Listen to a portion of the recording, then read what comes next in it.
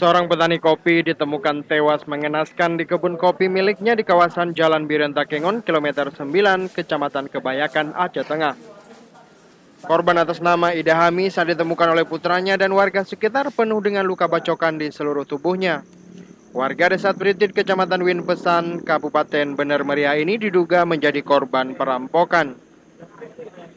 Sebuah mobil Avanza dengan nomor polisi B1218 WVW milik korban hilang diduga dibawa kabur pelaku.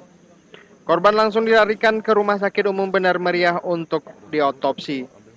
Di lokasi ditemukan sebuah sepeda motor jenis GL Pro tanpa nomor polisi yang diduga kuat milik pelaku. Kasar Reskrim Polres Aceh Tengah AKP Bobi Sebayang menyebutkan, pihaknya masih melakukan penyelidikan kasus pembunuhan tersebut.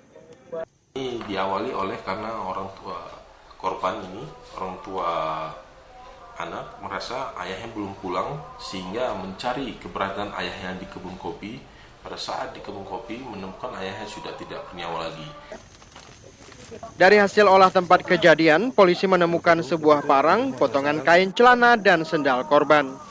Sejauh ini belum diketahui pelaku pembunuhan dan perampokan ini. Dari Aceh Tengah, Muhammad Zakaria melaporkan untuk Aceh Video.